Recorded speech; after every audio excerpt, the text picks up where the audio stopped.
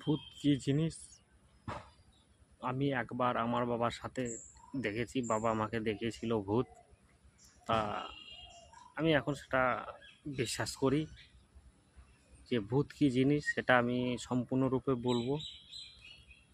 তখন 94 থেকে 95, 1994 থেকে 95 সাল।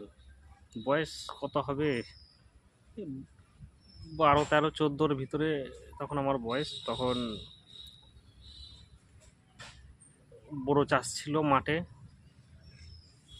বোরো চাষের জল দিত বাবা, প্রতিদিন মাঠে যেত, দমকল থেকে জল দিত।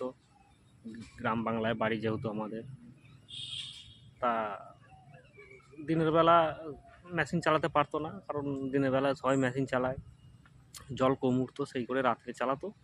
তা সন্ধ্যের দিকে মানে বিকালবেলার দিকে বাবাকে খাবার দিয়ে আসতো। তো মোটামুটি 12টা 1টা পর্যন্ত মেশিন চালাতো, চালিয়ে আবার চলে আসতো।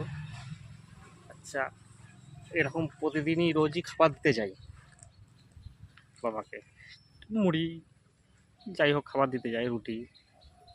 তা একদিন আমি ঝোঁক ধরলাম যে বাবা তোমার সাথে আমি বাড়ি যাব। বাবা বললো রাত হবে। তা হোক না, অসুবিধা কী আছে, ঠিক আছে তাই হোক।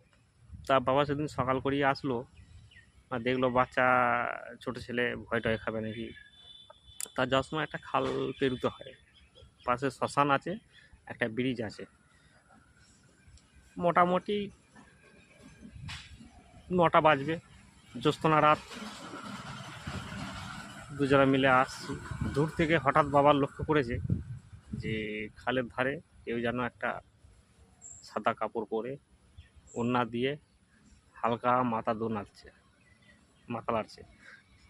যাই হোক, বাবা আমাকে কিছু না বলে নিয়ে আসলো খালের ধারে। এসে কিছুটা দূরে আমাকে বললো ওই দেখ, ওইটা কি সাদা লড়ছে দেখেছিস? আমি বাবাকে জিজ্ঞাসা করলাম ওটা কি ভূত? বললো হ্যাঁ ভূত, চ কাছে যাবো। আমি তো ভয়ে যেতে চাইলাম না, বাবা আমাকে জোর করে নিয়ে গেল।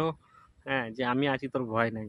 যে দেখি খালের ধারে কেশো গাছ, একটা ঝাড় কেশো গাছ, কিছু ফুল ফুটেছে, সেই ফুল হাওয়াতে দুলে লড়ছে।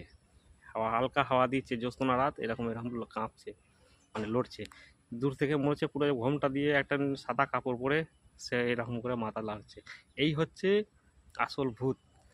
তা বাবা আমাকে সেদিন শিখিয়েছিল যে ভূত কী জিনিস।